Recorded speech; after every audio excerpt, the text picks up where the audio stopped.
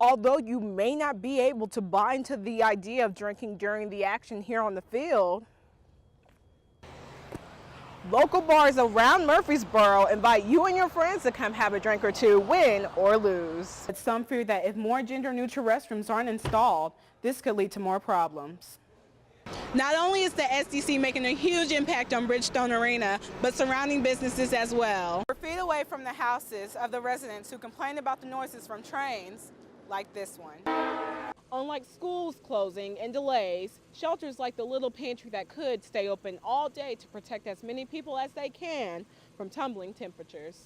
This was Alyssa's experience with a paintball gun. 2 shots square in the back in the middle of the night. Senate passed legislation allowing grocery and liquor stores to sell wine on Sundays and holidays. You've heard reactions from both sides, but there's one third party who says it may or may not be their saving grace. For the past couple of weeks, the talk of trade war between the United States and China has spooked markets and put a feeling of uncertainty among investors across the world. In light of such a dark day, donations were welcomed at the release party. In return, the family rewarded each donor with a small token from a man with big dreams. When you walk up the steps of the little pantry that could in North Nashville, you'll usually find volunteers stocking over 11,000 pounds of food for families in need. Try to find some more different kinds so they have some choices tomorrow. But because chilly nights are lingering over Nashville, Stacy Downey decided to do more than just haul items for their food pantry.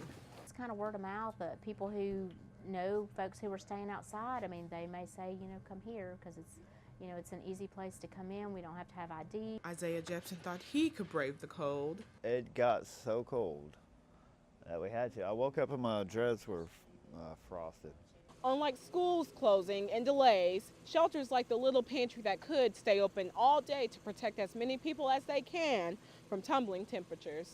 And when temperatures fall below 32 degrees, there's a warm place for the homeless in this shelter, providing 30 to 35 beds for its visitors. We've been here, good Lord, going on 3 weeks, and thank God for that, because there was a lady out there on Charlotte Pike over by the drugstore there off 51st in Charlotte, froze to death.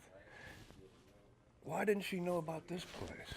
There may be a chill in the air, but these homeless guests are grateful for the warmth of Stacy's hospitality. Stacy's a good woman. Actually, I think she should be canonized as a saint. I knew it was going to happen. The power of a pen holds the decision of this sign changing from closed to open on Sundays. Once they got wine in the grocery stores, they weren't going to stop. For Ted Robinson, running Murfreesboro Wine and Spirits is more of a business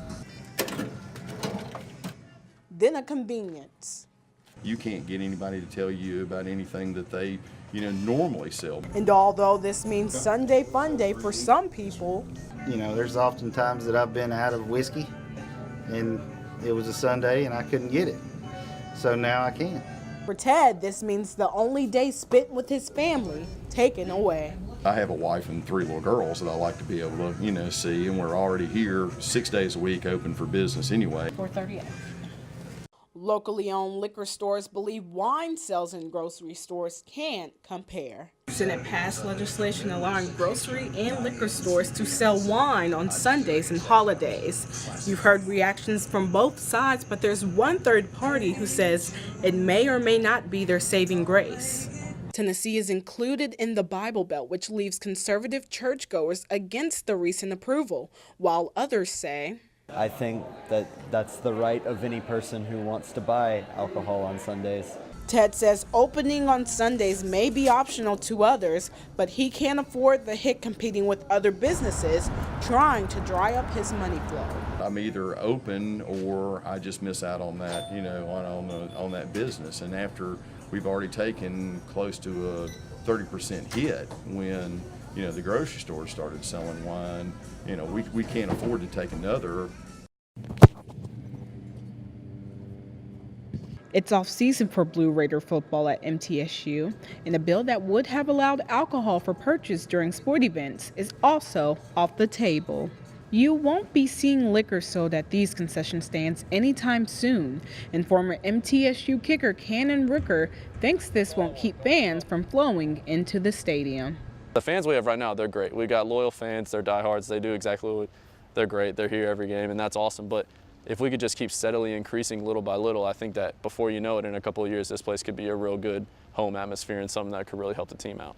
Although lawmakers put a cap on the idea, MTSU cheerleader Jordan Johnson says the environment during games is what determines the energy. We do chants and cheers to make them follow along with us, but it just really depends on the mood or the atmosphere, how the team doing. Although you may not be able to buy into the idea of drinking during the action here on the field,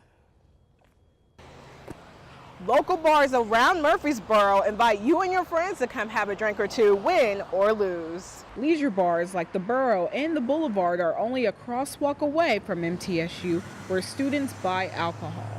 MTSU cheerleader Kennedy Powell says that with her squad, great support and energy during games are the only kind of spirit the True Blue community needs.